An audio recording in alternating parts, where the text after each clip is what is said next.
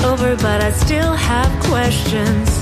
It's over, but I still have questions. Sex appeal is so real. Sex appeal is so real. Sex appeal is so real. Sex appeal is so real. Sex appeal is so real. Sex appeal is so real. Hi, welcome back to the X Appeal podcast. This is Miriam Katz. Thank you for hanging out with me. This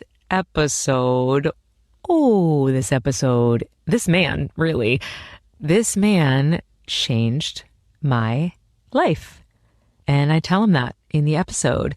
Some people really do change your life, and that is not always easy because sometimes it is quite hard to change. And in this case, it was a real struggle for me, which we talk a lot about.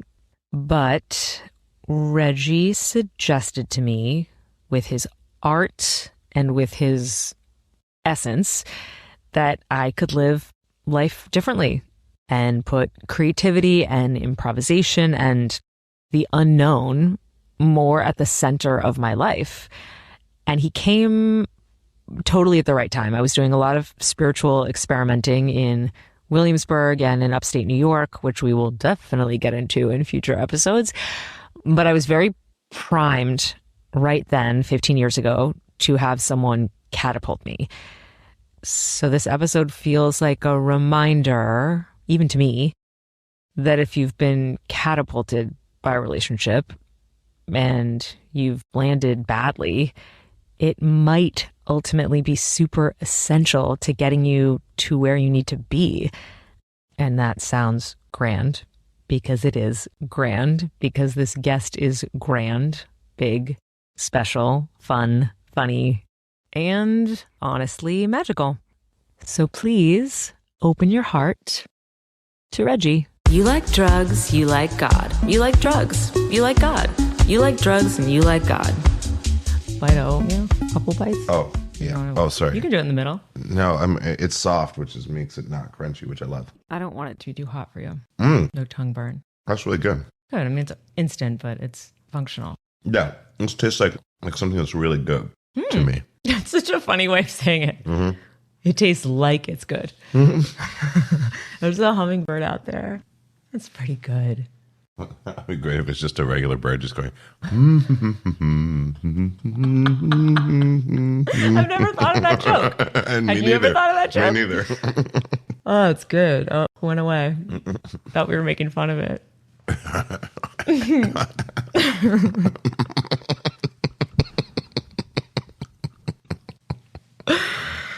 Oh, okay. We're starting with a laugh. Okay, Reggie. Yes. We're going to talk about our romantic life. Okay. Yeah. Okay. Taco Bell. Yep. How does that make you feel? Makes me feel like I have no idea. Okay, great. That's fine. I just didn't know if you did know how you felt. No. Yeah. No, I don't know. Because okay, I'm great. just Amazing. Arrived. Amazing. Kind Incredible. of. That's good. Yeah, okay. Okay. So, do you remember meeting? It's okay, by the way, if you remember nothing. No. I have a pretty good memory. No, I remember some things, but I think we met. I think we met at a function. Maybe like you were dancing. Were we dancing, or did we go to something where we danced together? We definitely danced together.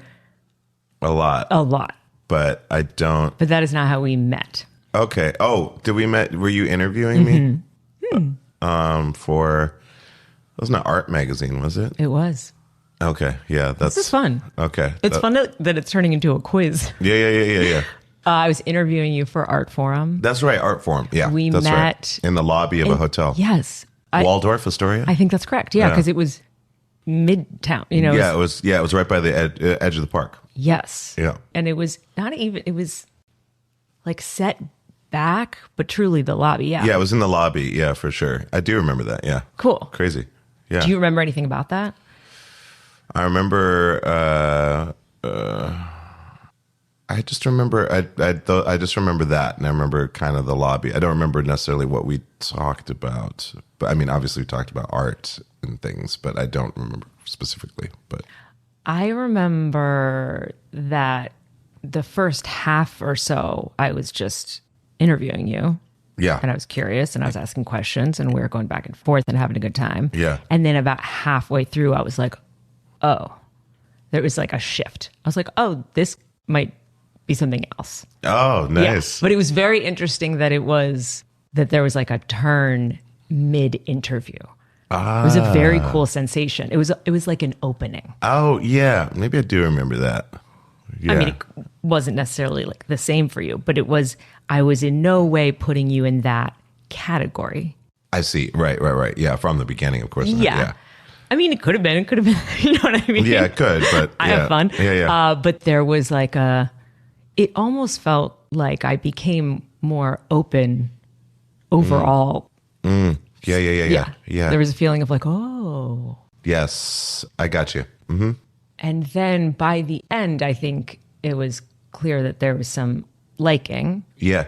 Because we got each other's numbers, I think, before things had been through a manager or something. Yeah.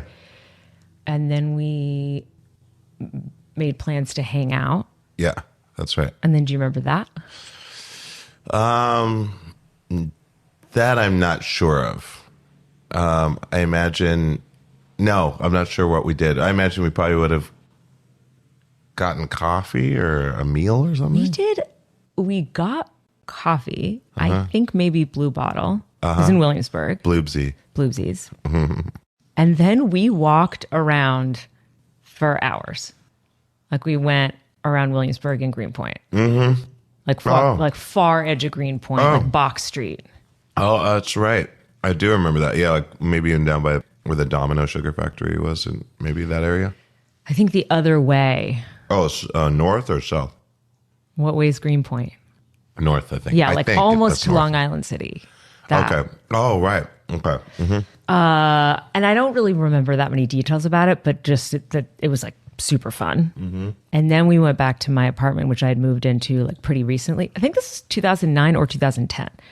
Yeah. Yeah, that sounds right about right. Yeah. And I remember I didn't have a ton of furniture.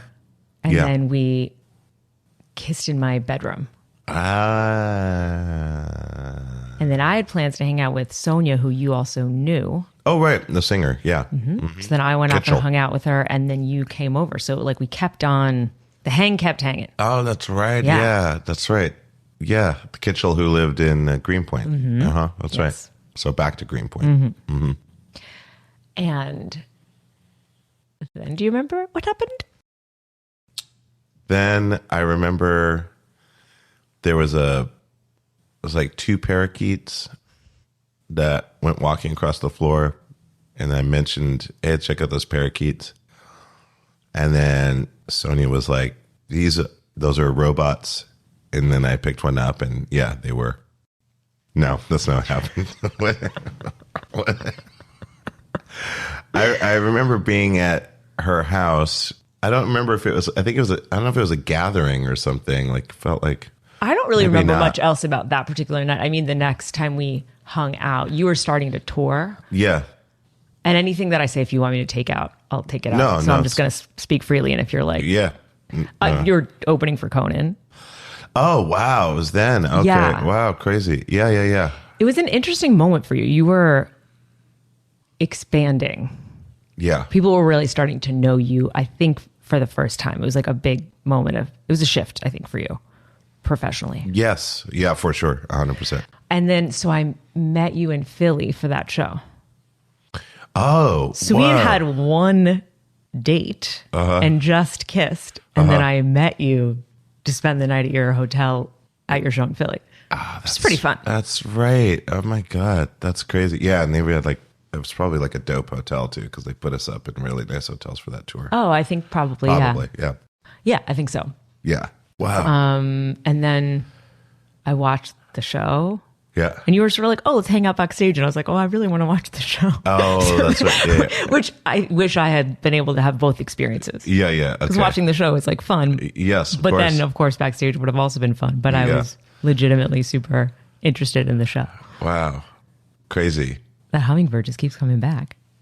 He just keeps humming back. He's humming back. He's the humback kid. And then, yeah, that was a fun adventure. I mean, it was interesting meeting you in your hotel room because there was like some vulnerability to that. Like I think you'd like just gotten out of the shower, and I think it was like an interesting moment of intimacy, like before you do that, because it's like you don't usually like see someone like getting ready or whatever. But I got off the train and came to the hotel. It was like an interesting. I don't know you, but we're doing this. Yeah. Before having done anything. Yeah. Like your hair was down. Yeah. Right. And then we got pretty stoned and went out to dinner. And then a couple sort of agent type people came up to the table. And I remember that being confusing for both of us. Yeah. Because we were in like another planet and also just like really excited about each other. And then it was like, oh, right, that other world. Right. That sounds familiar, actually. And then we like shimmied our way out of there. And then we went back to your hotel room. Do you remember that? Trying to remember. So this must have been a day. Was this a day off? Like a day? Was it? No, like, you had just performed. Oh, I see. Okay, gotcha. Oh, okay. So this is after the performance, same night. Oh, okay, gotcha. So it was like a later dinner type of thing, and then the agents were there. Oh, okay. No, I'm not sure what happened. I imagine we went back to the hotel. Probably just went immediately to sleep. Yeah, yeah. I slept on the couch. We had very dancey sex. Oh. Like twisty, turny, moving around. Oh, yes. yeah. Which I think was us and also being like on pot cookies. Yeah. You had really fun pot cookies. Yes. I'm very much into pot cookies and tinctures. But they were at the time. very joyful. Yeah, that's sweet. Like it was very like kid, but I remember it feeling dancey. Like us moving around a lot. I think we actually legitimately danced at first. I think dancing led into it. Oh, that makes sense. Yeah, that does make sense. Wow, that's crazy. Yeah, that does make sense. Yeah, because the pot cookie thing is funny because, that was like an era where I was really like, I loved pot cookies. Yeah. And in fact, I think I made a single that my friend Jake pressed into a record called Pot Cookies. That's funny. Yeah, funny. Yeah. No, Okay. you gave me that contact. I had that woman on the line. Oh, yeah, that's right. Future Yeah, that's purchases. right. Yeah. But it definitely was fun. And I mean, that's a distinct memory of a type of sex, like dancey sex. It's really interesting. Yeah. Very like twirly. Yeah. Okay. Damn, that's crazy. So that was that night. Okay. And then what would have happened? Like the next day I had to go to another. And then you walked went me to back. the train station. Oh, okay. Oh, right. Oh, okay. Oh, that's crazy. Wow. What a cool night. Yeah. I mean, it's a funny, now there's two hummingbirds.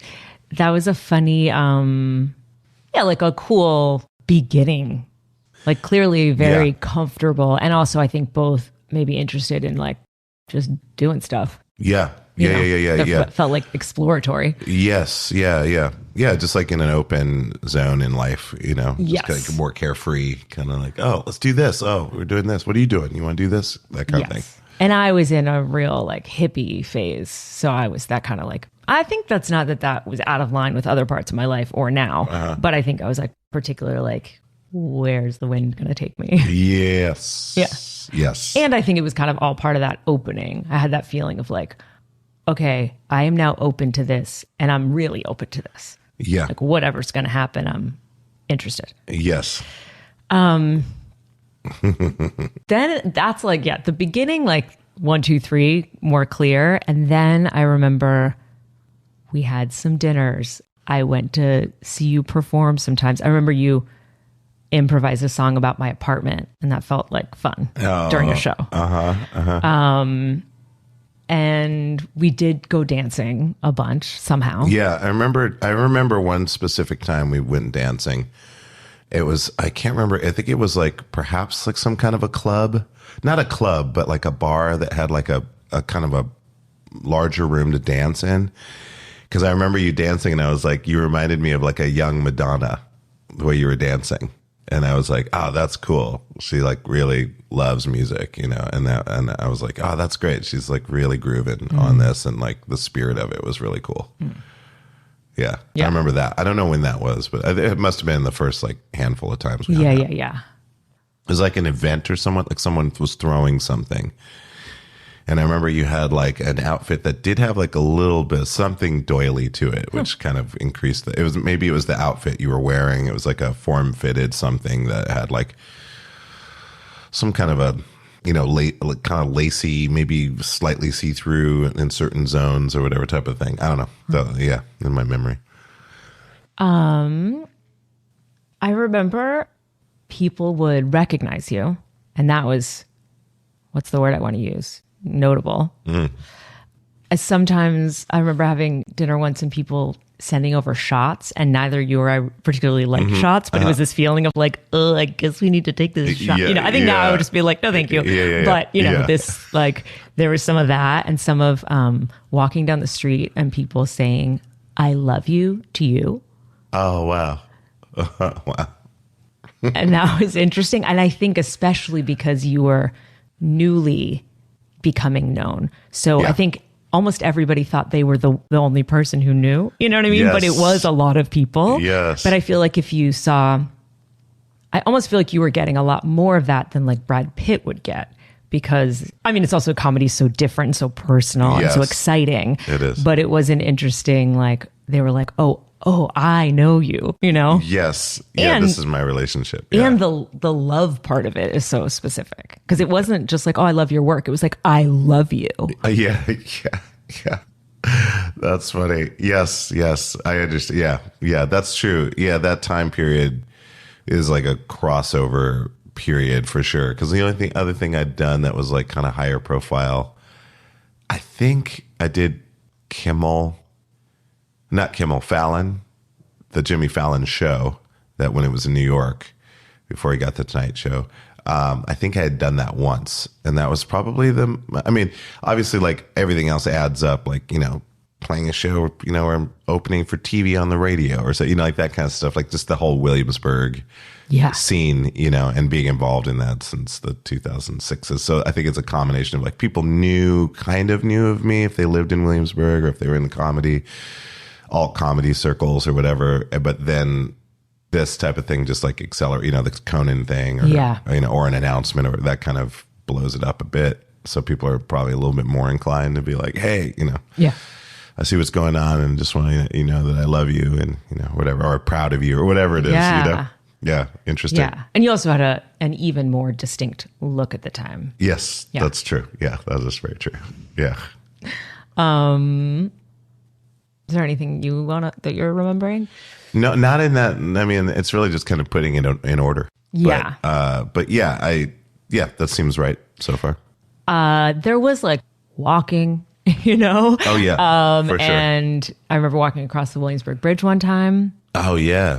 I remember one time we were like looking at little figurines that someone was selling, and this man gave me this little swan that was flat at the bottom. And he said, wherever this is, there is a lake.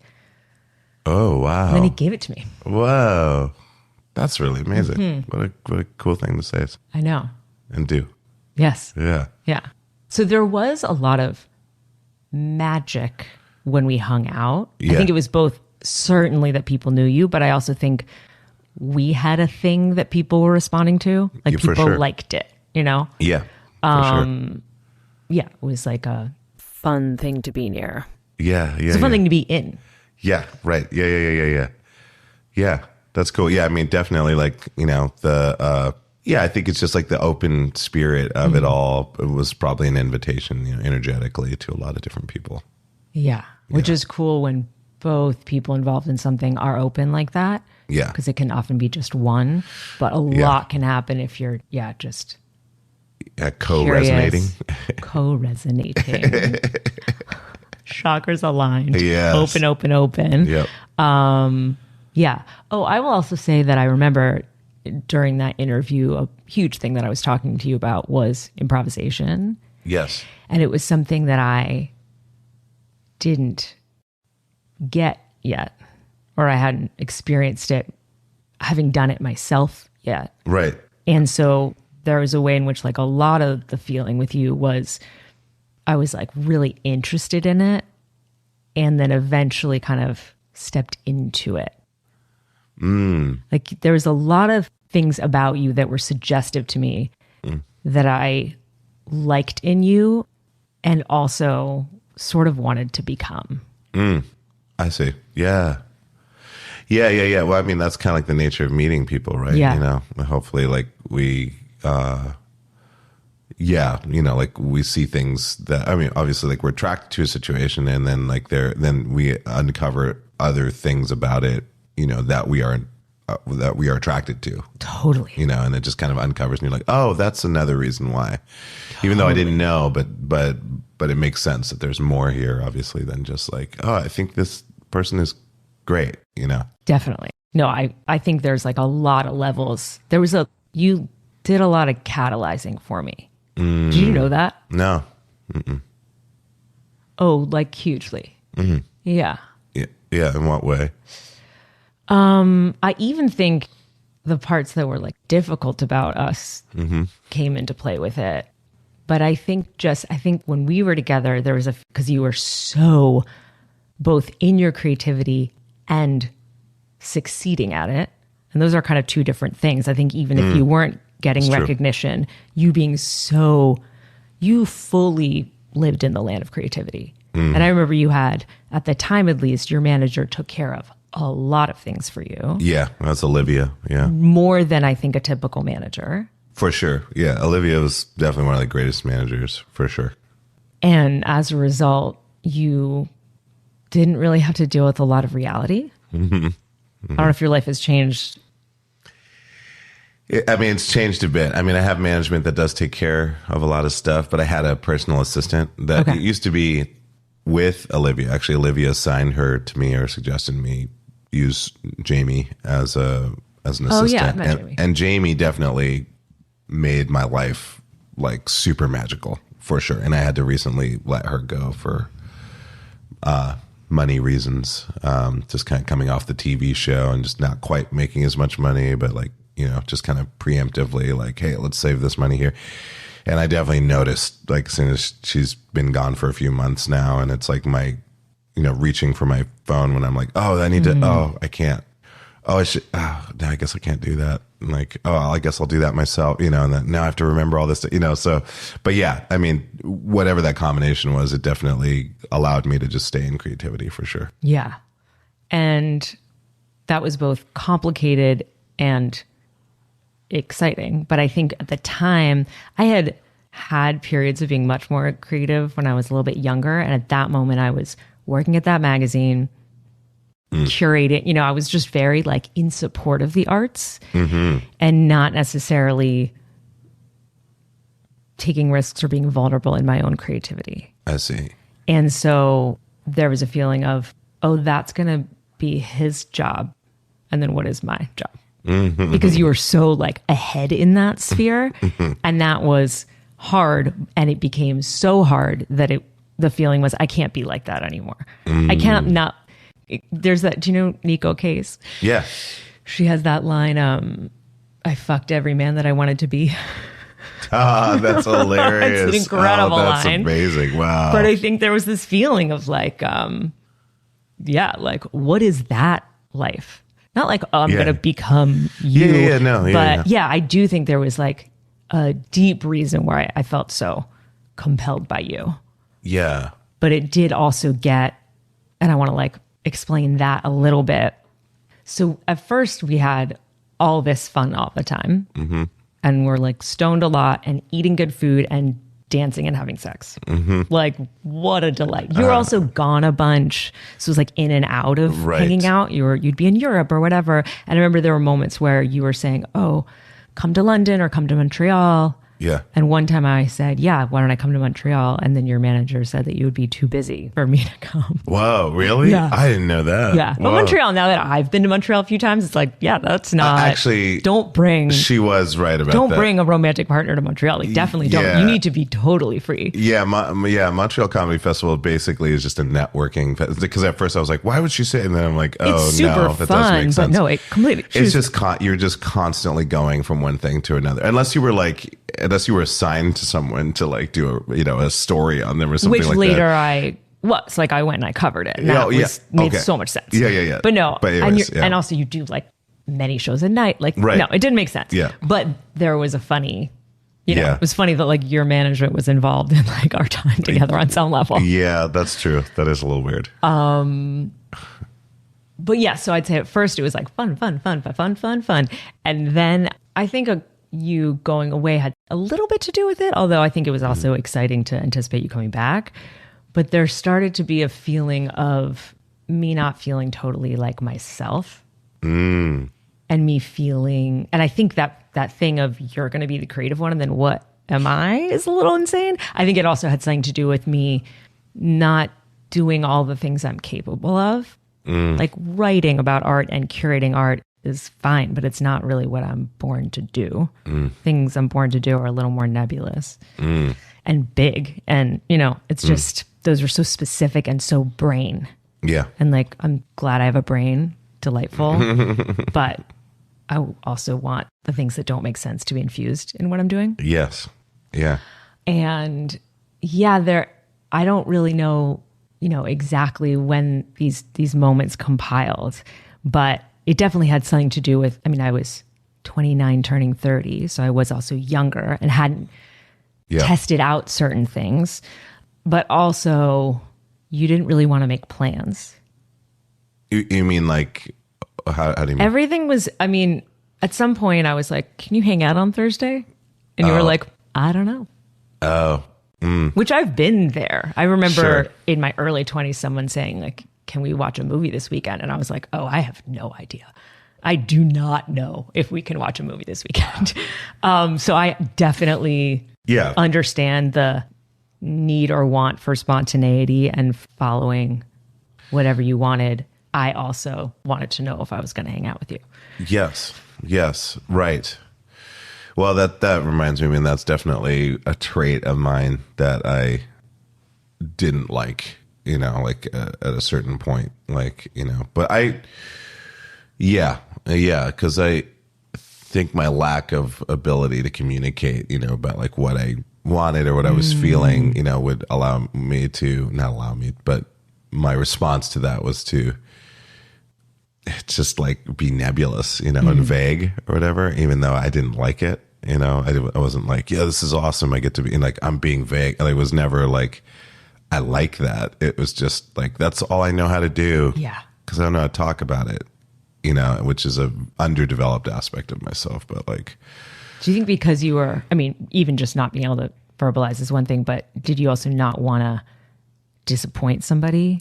Yeah, there's probably just a disappointment factor or yeah, exactly. Maybe it was because I realized I was very busy and I didn't have space, to like be more mature in a, like a relationship in the sense, no matter what the level of it was, like just to go beyond the initial, this is really fun and we're doing really cool, fun stuff, like anything beyond that was like, I don't know how, that because I'm busy and I don't want them to, who knows? What? Finish the sentence. I don't know. That's what I'm saying. It's like, that's what it feels open-ended. Like or obligation or something. Obligation, but like, yeah, like responsible, for someone's, also it's probably in reaction to how I've been before, like in other situations where I'm like, oh no, here's that part again.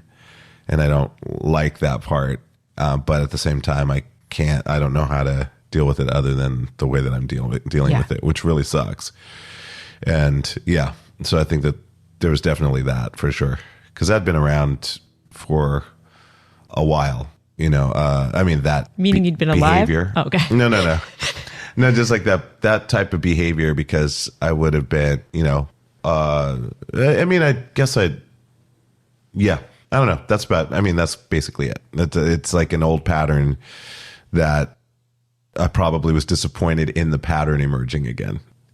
At the same time as also not wanting to disappoint. Oh, the doubling is always so hard. It's like when I get depressed. Like, I don't like that thing. Yeah, it's like you get depressed. Like, I don't like being depressed. I don't like being depressed, totally. It's like, I don't want to be depressed. And also, I don't like being depressed. So you get this double whammy. 100%. Yeah.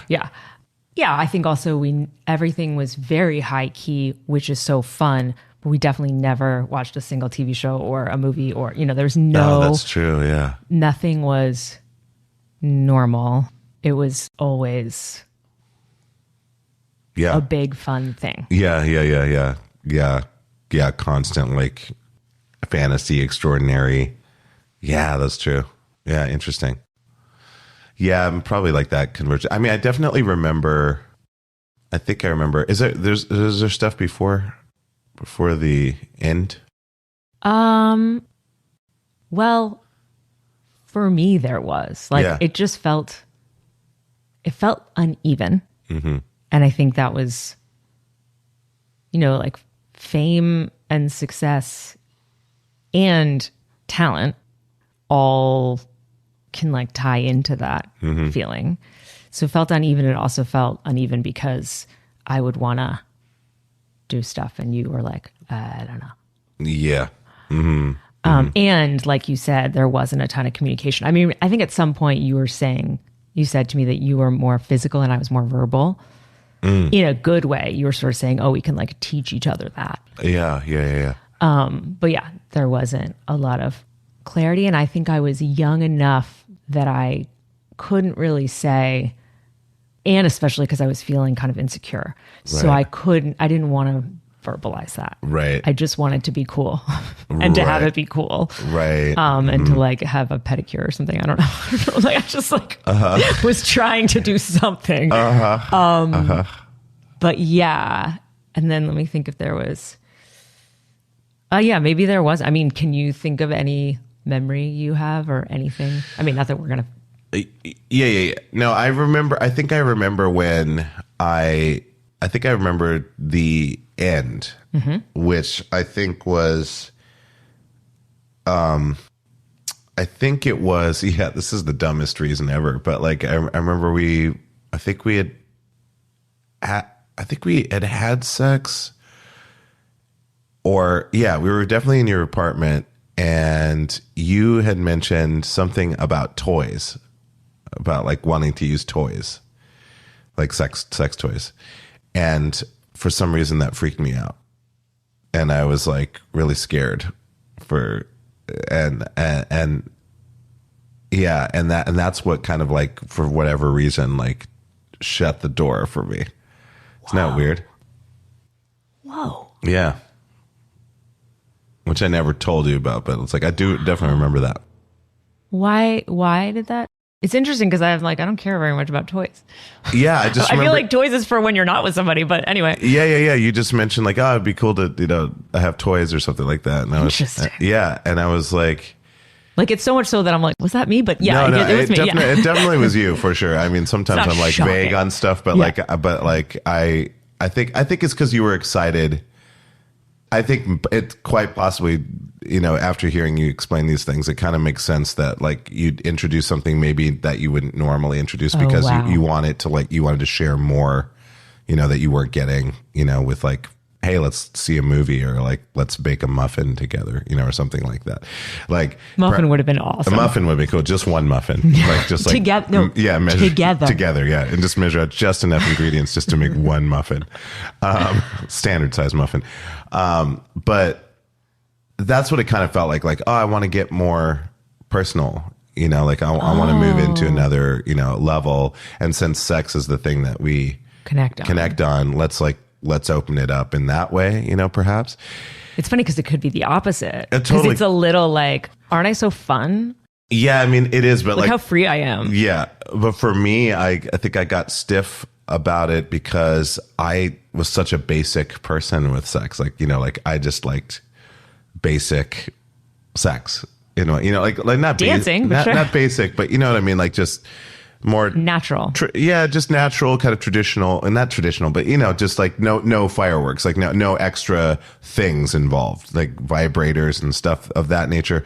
Very seldom had experienced, things like that. And so I think for whatever reason that always like tripped me out to like use toys.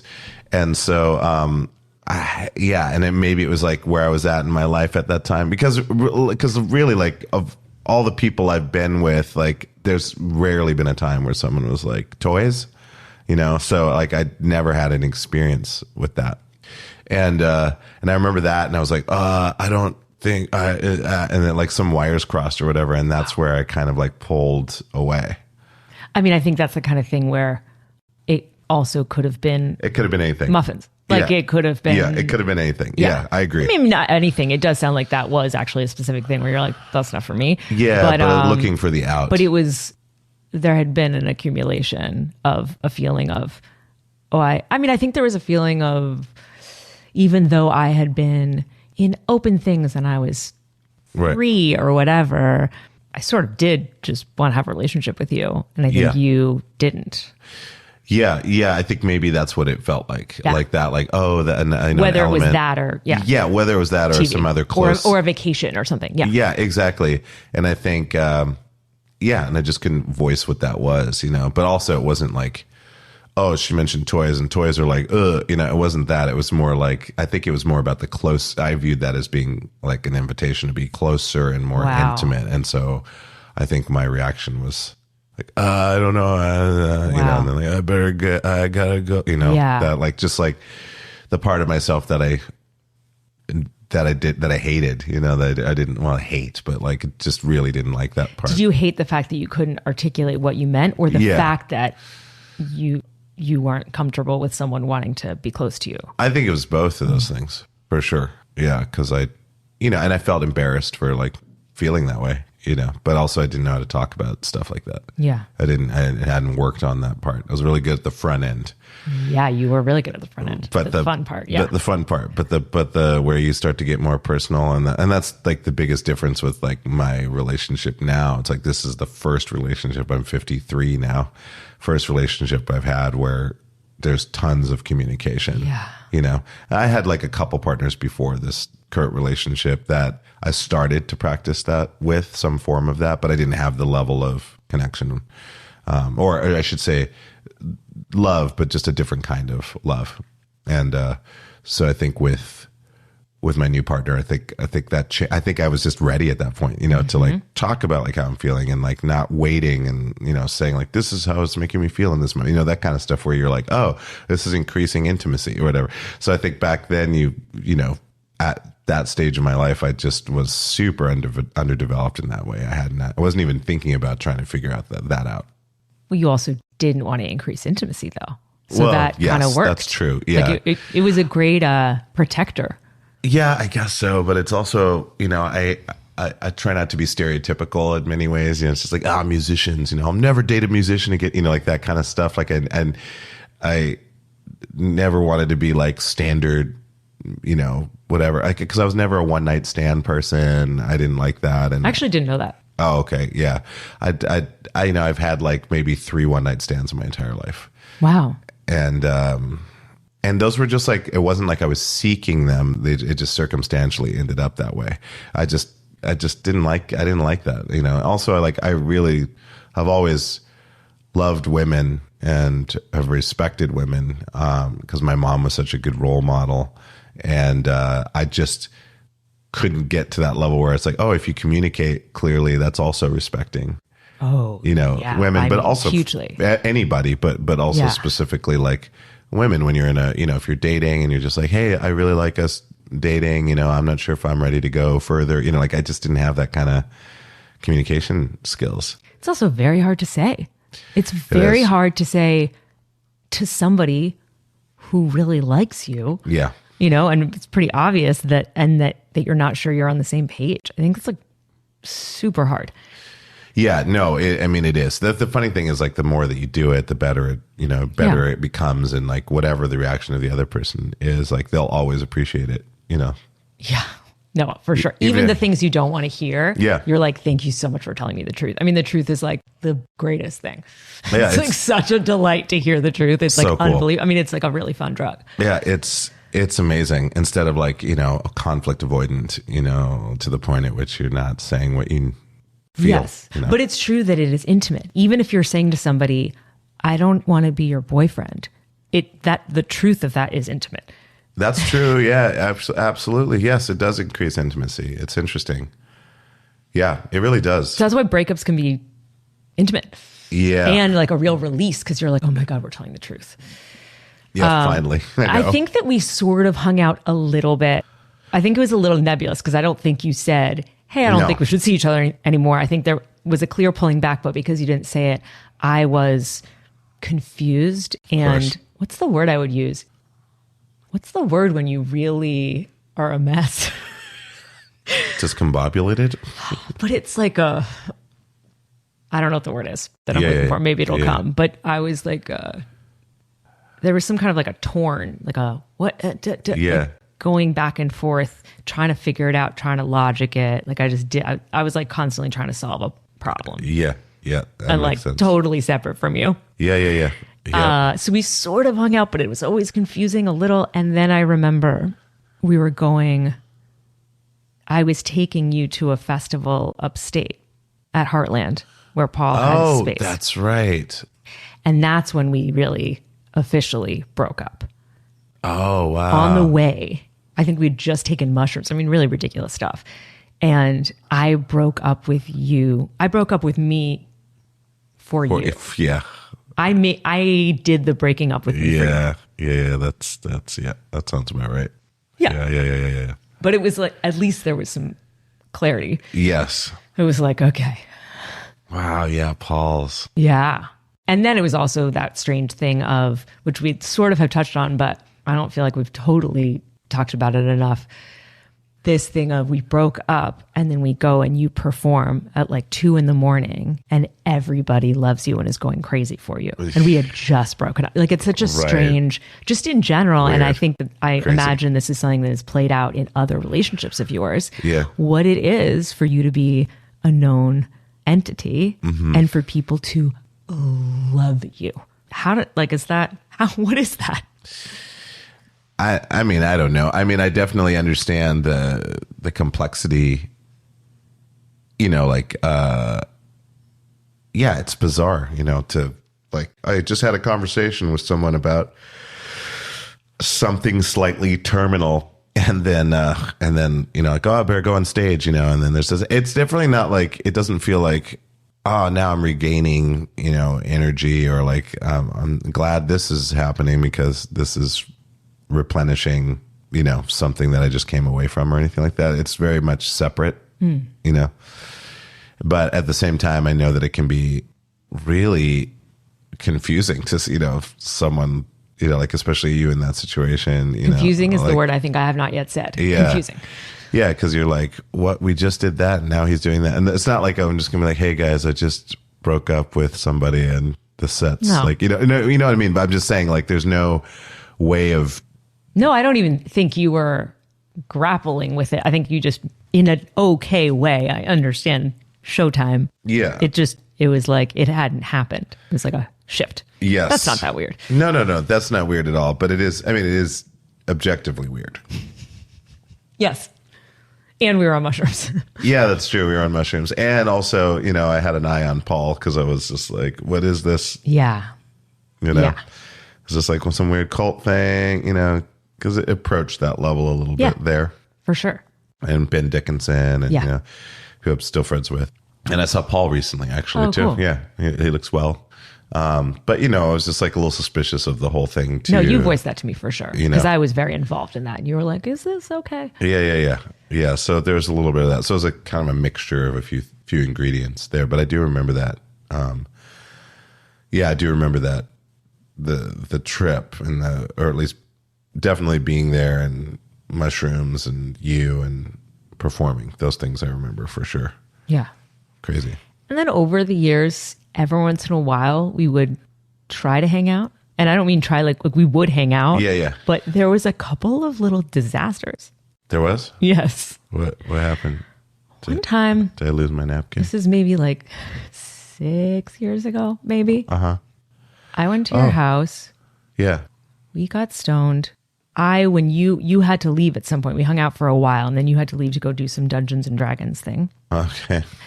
And I was too stoned to drive. I just knew I was. I was like, I need to wait another hour before I drive, even though you live very close to me. Yeah. And so you were like, okay, well, you can stay. I'm going to go. I got to go to this thing. Yeah. And then you like showed me where the massage chair was. Uh-huh. And then I sat in the massage chair and it was like bliss. Like it felt so good to be a little stoned in a nice massage chair. Yeah. And then there was an Amazon package in front of the massage chair. Uh-huh. And then at some point the legs of the massage chair kicked up so that my legs were forward. Uh-huh. And it kicked the Amazon package into the wall and punched a hole into the wall. Oh, I do remember that. Yeah. It's a little bit of a disaster. I guess so, but that, It was also painted a really specific color, so I was like, this is going to be annoying in a couple ways to fix. Yeah, I do remember that, but like, I mean, I don't remember it. That's not marked in my memory. It's like, Okay. oh my God. I'm glad I reiterated. I'm like, then that happened. Well, and then a few years ago, you took me to dinner on my birthday. Oh yeah, that's right. And you hadn't warned me, not that you need to, but you hadn't warned me that it was going to be I think a 15-course meal. Something really wild at Providence. Oh, like yeah. really insane. And so I just ate regularly that day. I didn't like plan ahead for how much I was going to be eating. Yeah. And it was too much food for me. And then on the way home, you drive a Porsche? Yeah, it could have been a Porsche at that time. Yeah. And you were showing me how much it speeds up. Oh my God. And Oh, we that's were right. going to, after that dinner, because we had an awesome time at dinner, we were going to go dancing. Oh yeah. You dropped me off and I opened the door and then I just like threw up. Oh my God. Do you remember that? I love that I'm reminding you of these things. I do remember that part. Yeah. It did feel like those two things together felt like a little like, whoa, it's a little hard for them to hang out. Yeah. Interesting. Yeah, just like some misfires. Yes. I mean, there is like a largeness to you. Like, yeah. Like those feel like sort of odd, heightened situations. Yeah. But I was like, this is, I mean, just in terms of plot, it's like, what? Yeah. Fuck. Why? Wow, that's funny. Yeah. Yeah, I do remember that. Yeah, that's crazy. Yeah. I mean, it's like, sometimes it's like, I guess the universe just, creating these, like, you have the intention of wanting to, hang out in some way. And then like these weird physical factors that could have been oversights, could have been not seen, at all. Who knows? But for whatever reason, it creates an interruption in the ability of it to manifest. Yeah. Yeah. Crazy. Yeah. So funny.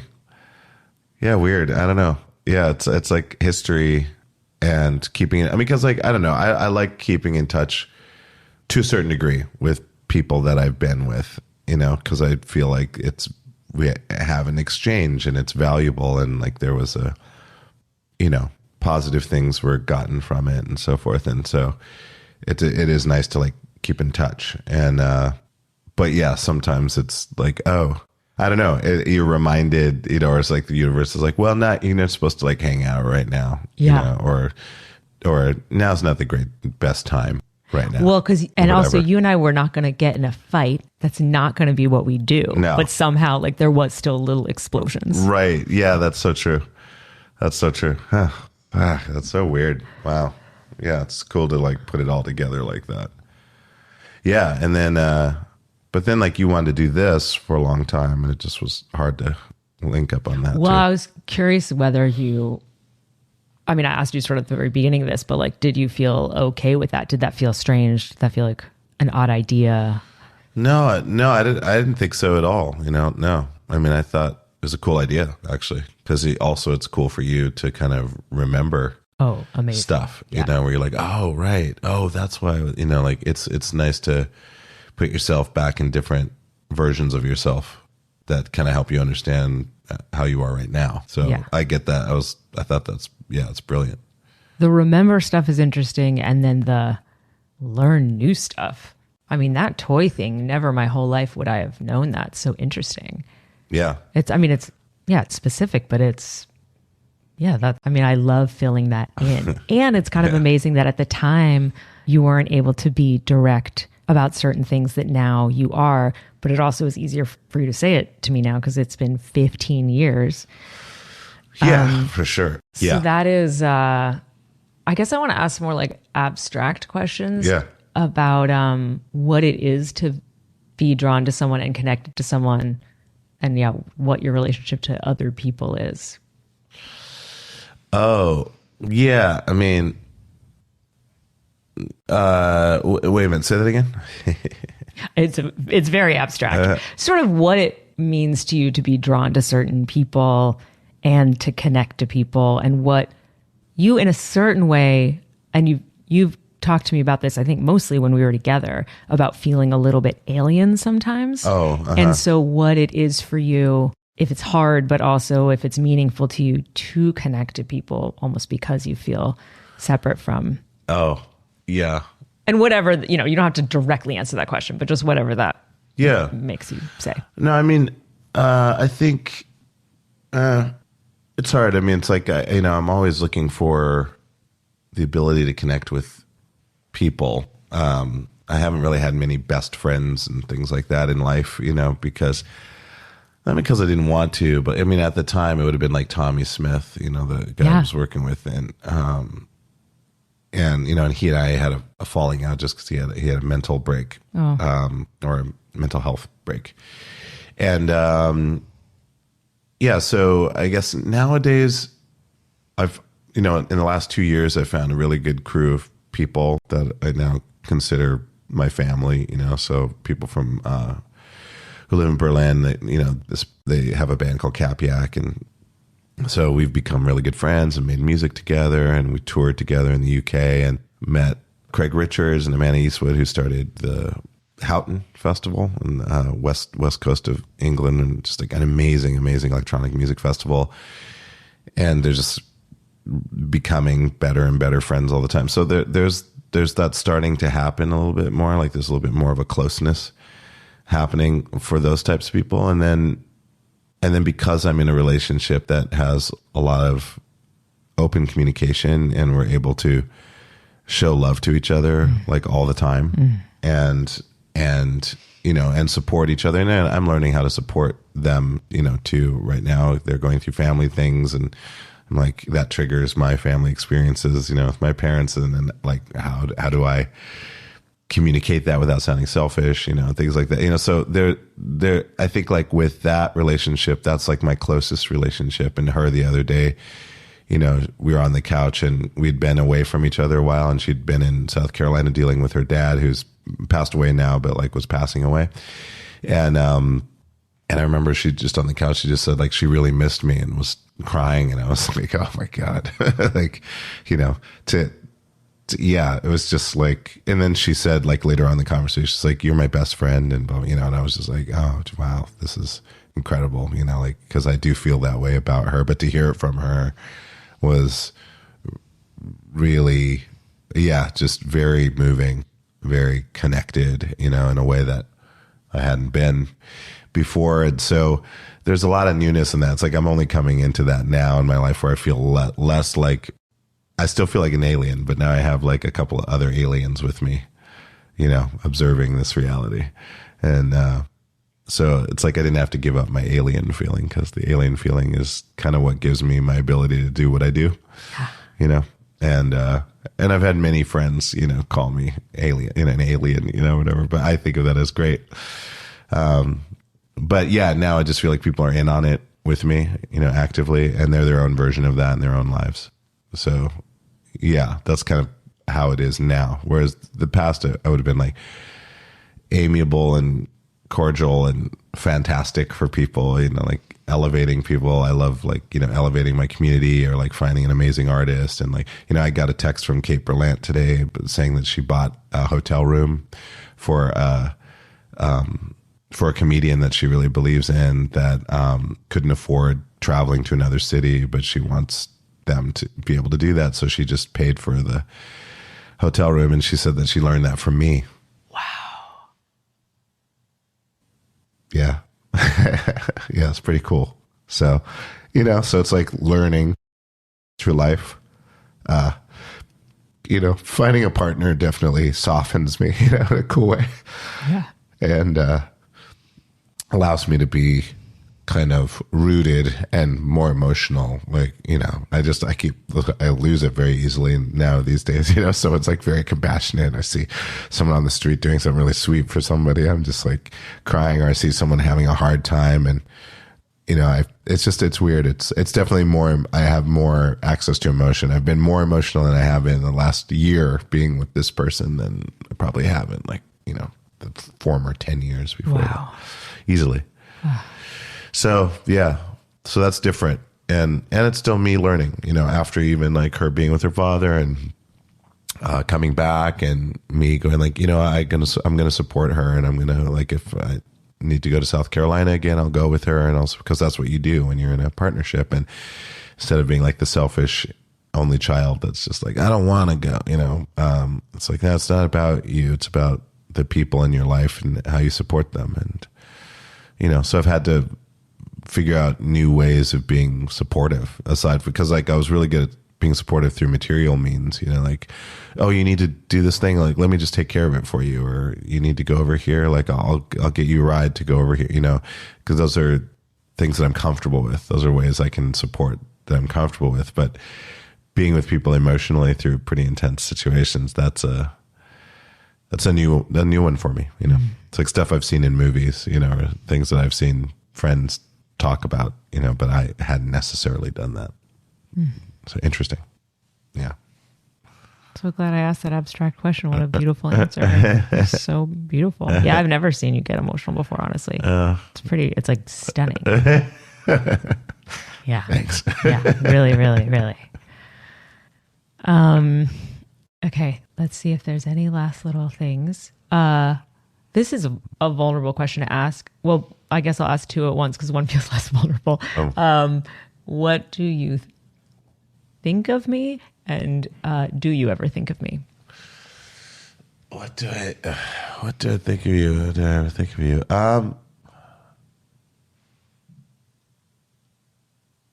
Well, I mean, I guess I think of you as just someone that's like always involved in what you want to be involved with, like I assume that, not knowing like the details of your life, it's like I always assume that you're doing interesting things, that you're, aligned with interesting people and organizations, and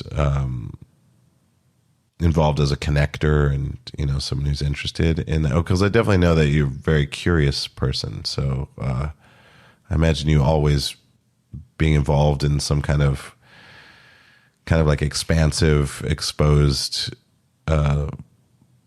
social kind of circles is one way I think of you. Yeah, just like as an explorer, I guess, like just someone who's like, I wouldn't be surprised at whatever you said that you were working on, because you're just kind of doing what you're interested in, and seeing where things lead you. And yeah, I mean, yeah, of course, like I think of you from time to time, it's like, yeah, it's not like all the time like you want me to be, but like, like, yeah, a few times a year, I would say, or like I'll meet somebody and that reminds me of like times in Williamsburg, or, for sure. Yeah. Yeah. I think that's very fair to say. Yeah. And I mean, and I see a lot of people from old, Williamsburg days, a few times a year too. So that does it too. But yeah, sometimes or like your name will pass by, like, and, I'm doing a search or whatever. We're like, oh yeah, Miriam. And yeah, I wonder how Miriam's doing, yeah.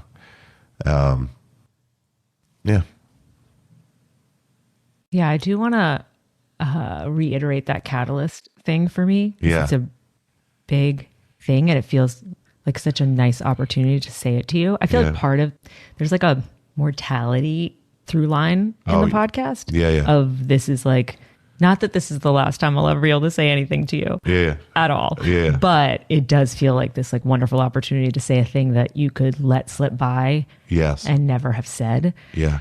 But after we broke up, I did stand up for a while, and then I got back into acting, which I had been such a big part of my life when I was a kid. And things really shifted and I eventually moved to LA, like my life expanded in the way you were just talking about, softening. And I just became much more who I am supposed to be. And I do even think the hard part, the confusion, the like battle with not understanding what was going on with you, the wanting you to like me, all that stuff was sort of part of, it's like any spiritual milestone, there is often something very difficult. And it just, that is totally part of the story that I think even if we're not very regularly in each other's lives, you had a real impact on my life in moving it. Like I'd even say in like leaping it forward into where it's supposed to be. And I'm so grateful to you. Wow. Well, thanks for telling me that. That's amazing. Yeah. Yeah. Yeah. I mean, that's incredible. Yeah. I remember even you did a show at PS1 that I organized. And it was the first comedy show I did there. Yeah. And you were very supportive. And we had broken up. Like we hadn't been together for a while, but you just were very loving about it. So there were just these moments like since that I did feel supported by you. Yeah. I mean, just like what you do is totally amazing. That you take things out of thin air. Just feels, it feels so cool to have rubbed up against that. Yeah. Wow. Yeah. I mean, I it's like I have moments of that in my life. I definitely understand that. But it's also like something that I hope, that I can do, because sometimes I'm like, well, I can't be close to people in the way that people expect me, but at least I can do that. Like if I can just do a little bit of that, that would be great. You can do a lot of that. Yeah. I mean, that Cape Lant thing is awesome. Yeah. I mean, Cape Lant quote today, it just like blew me away. I was just like, beautiful. Wow, that's cool. Because, it's like Kate and I, it's a similar thing. It's like, Kate and I were in each other's, I mean, we were never romantic, but like I believed in her. Yeah. And I was there, for a lot of her formative years and her and John early too. But I recognized a lot of myself in her. And so, I saw that and I was like, oh, cool. In a way it's kind of selfish because I wanted like another person like me out there, that I could, a cousin, or a sister. And, and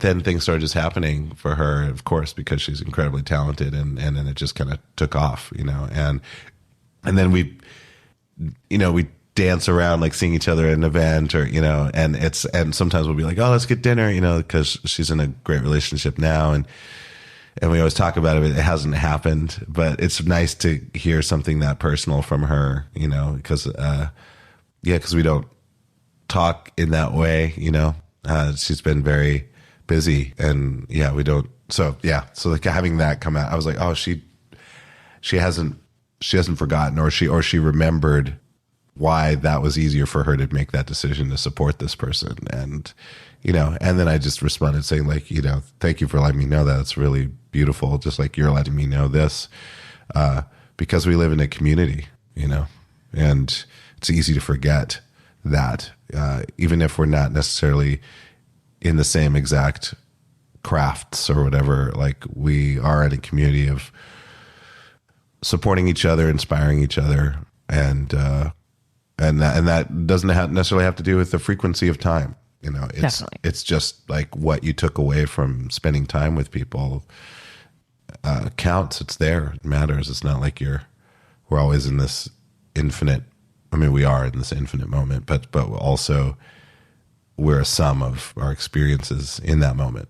And, so it's good to hear those things, cause I love being able to share that, when people have affected me in whatever way, and just let them know and try to, do it in a way that allows them to see that clarity, from myself. And they could like, oh, I see. That's cool. Thanks cause that's such good information for all of us to hear about ourselves.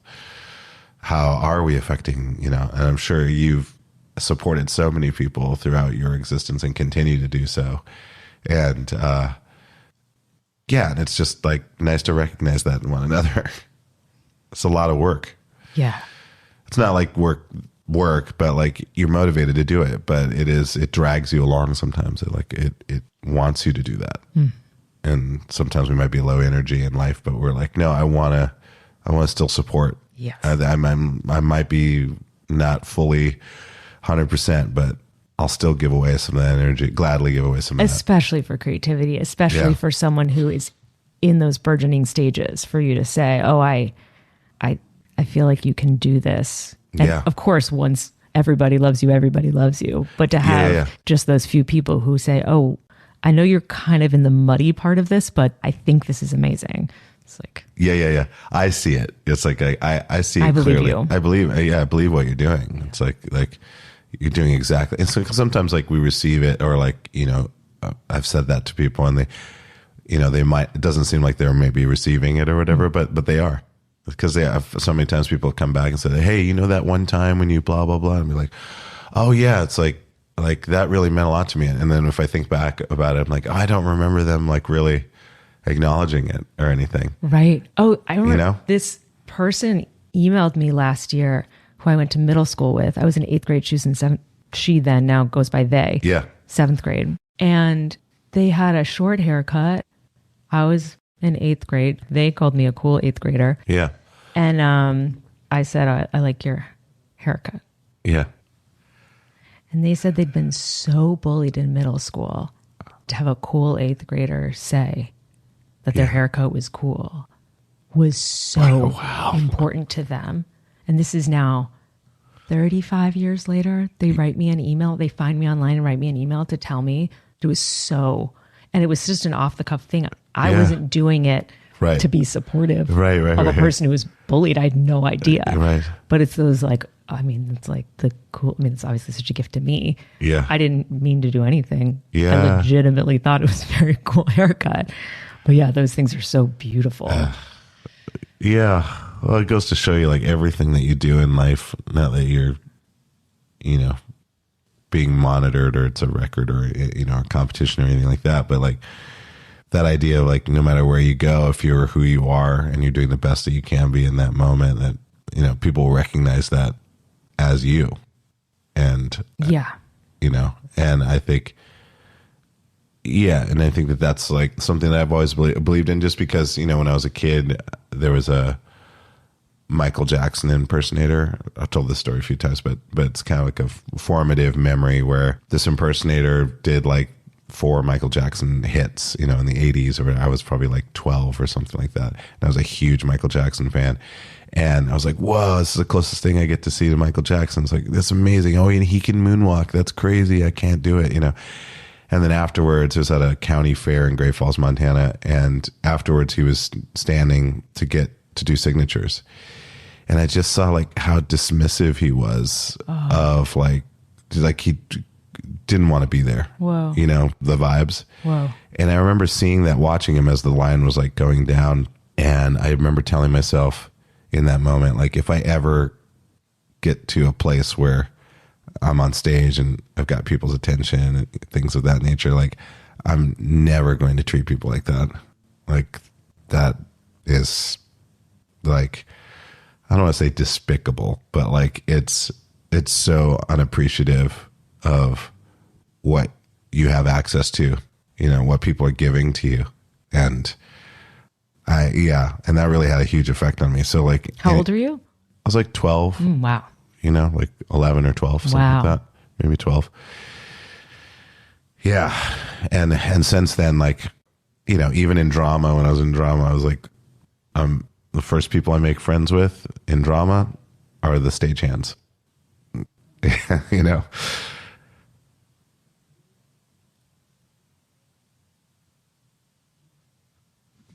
Yeah, because it's like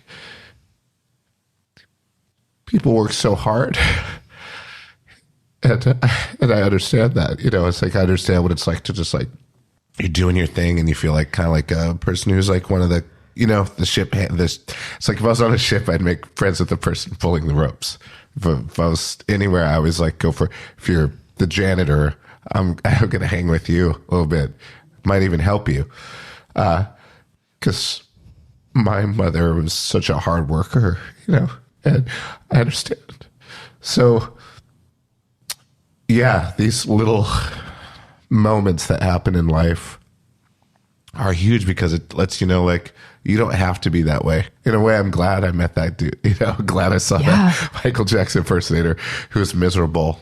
I'm glad. I'm grateful to that person for that because, I never want to take that shit for granted whenever I'm doing anything. And I think that's why even today, one of the biggest compliments I ever got was like, you're like a famous person that doesn't act like a famous person.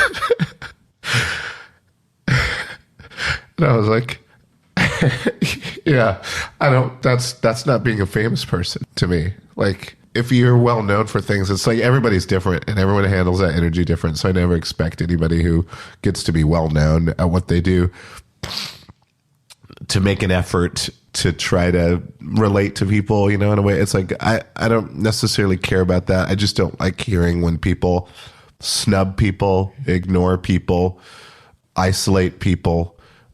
They don't reflect back the love that's being given to them, and I see them just throwing it away. Like, that bums me out. Again, they're their own individuals, and I'm not here to say like that's wrong. I'm just saying that for me, it would devastate me to know that a fan thought that I treated them terribly.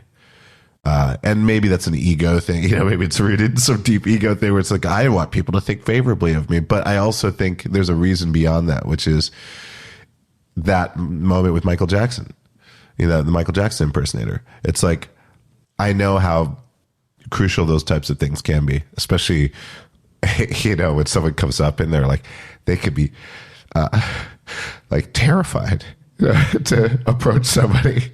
And then they come up and what a relief. They're like, hey, I see you. What's going on? Tell me what you have to say. Like, I'll spend time with you. I love it. It's like, it gives me energy to listen to someone, who's taking the time out of their day. It's like the least I can do. It's like I have the easy job. I get asked to play a thing. I go and I play a thing. I have a really good time and I make a living from it. That's the easy part. And so I don't know. So I guess all that to say, I recognize that, and I have to always be on the ground. I can't be someone. I learned that from Conan, actually. Oh wow. Part of it was reinforced by Conan because Conan, I said it at the Mark Twain Awards. I performed at the Mark Twain Awards. He won the Mark Twain prize at the Kennedy Center. And I said it from stage, and I also got emotional about it, but I just said, like, I always call him a good king because when we were on tour, he was doing his own makeup. He was doing his own hair. He never had security around. He would walk out into the crowd after the show if he wanted to. He'd walk freely in the world. And he has a family and stuff like that. It's like, there's a lot of reasons he wouldn't have to be that way, but he's a person of the people. He needs that energy, and he makes himself available to his fans, and he's self-deprecating in a way that, he's just telling you, like, I'm just a guy. I understand I'm good at what I do, but I'm just a guy like you, a person like you. And I learned that from him. I was like, oh, that's cool. I would have still done what I'm doing now, but to see that on his level, because at that time during that tour, he was what everybody was talking about. Like, oh, he got snubbed. He got, like, whatever happened with his Tonight Show thing. Like, that was his dream, or not Tonight Show, but whatever it was, the show that Linda was hosting. Maybe that's Tonight Show. And getting snubbed and whatever, all of that stuff, all that attention, and all the people that are coming out for shows and the people that he got. That's how I met Jack White, I think, is through Conan, I believe. And anyways, all that to say that was such a height of craziness, and yet he was still super grounded. And he would, like, hang out in my dressing room for like 10, 15 minutes, talk about stuff. I grew up Catholic, so sometimes we'd, like, do Catholic stuff, to each other, say stuff back and forth to each other. And I just got along with him, and I was like, this motherfucker is so cool. He's definitely Hollywoody. He's got like the Hollywood friends and stuff. He's got Will Ferrell and all these, people are like his friends, but he's going to always be a person of the people. And so that's exciting to me, because I think when it's accessible, if you do something that makes people go like, whoa, how did you, how are you doing that? But then like afterwards you're just like, hey, what's going on? You want to get a grilled cheese? Like, come on, that's the coolest thing in the world. Well, and I think it's not just about giving someone a good experience. I think it's about suggesting that they can also be creative or inspiring, or, I think there is at least that was, that was my experience with you. So I think that is the other level of it. It's not just like, oh yeah, now everyone's going to feel good. I mean, obviously it doesn't feel good for someone to be rude to you. Yeah. But it's also this little, like, pull this rope, you too can be yourself, Yes. Yeah. Like there's no reason. Like if I can do it, like wherever you're at in life, like you just remember that you're a being on the planet with a bunch of other beings. And it's like we can get caught up in all the categories and the labels and the judgments that we get off like their vibe or their clothes or whatever. But like you have to at least acknowledge that there's a conscious being inside of that structure that looks like whatever it looks like and sounds like whatever it sounds like. So I think it's that recognition of consciousness in one another. I think that's for me, that's like, that's what I want to get in with that. Like, I've had so many people come up and they're like almost trembling or whatever. And then like we talk, and then by the end of it, I see that they're relaxed, and I'm like, that's so cool. Yeah. Because then they can be a good version of themselves. Yeah. And they're just like, I didn't need to do it. It's like, yeah, you don't need that energy that you're coming up with. It's not like you're not meeting Taylor Swift. It's not that. Taylor Swift is never going to, the level, the way that she's presented, it's like, it's going to be rare. It's going to be more like a Disney princess vibe. Like, I'll grant you some of my time. It's going to be more of that. And that's how she's presented. And that's totally fine. For me, I'm like, I can't do, that's not my thing. Yeah. That's not how I present myself either. So, because if I did, I'd go crazy. I'd be like, what are you doing? That's like, that doesn't feel right. Yeah. Not whatever, Taylor Swift, whatever. But like, for me anyways. And that's why, like, when I went to Ian MacKay's birthday party, and seeing all of those friends, like all like some of the most influential, people of the last 30 years, all hanging out, but they're all in their grungy fucking post-punk wear, messy hair, fucked up teeth, like ragged clothes, but cool as fuck, like they still dress that way because they are those people. That's what they are. They're the people who originated it, that whole Gen X crew. It's like, and I'm Gen X. And so I try to rep in that way too. It's just like, yeah, we were part of a lot of firsts in culture, it's like MTV and music videos and types of music and, hearing rap for the first time, all that stuff. Like we were in that generation. And I think like for me, I like passing down generational awareness, because I have a lot of millennial and Gen Z friends now. And some of it is like not having a kid. And some of it is like just having a childlike essence to what I do. And I need that energy because generally people who are my age are like, they've got families and mortgages and, and not that that's bad or anything like that, but they're just usually not available as I am to go like, oh, your band's playing tonight? I'll be there. Oh, where are you guys going to be? I'll be there. I'll support that. Oh, you want me to do this? Yeah, let's do that. Oh, you want to go out to your house and hang out till like six in the morning on a weird couch? Yeah, let's go do that.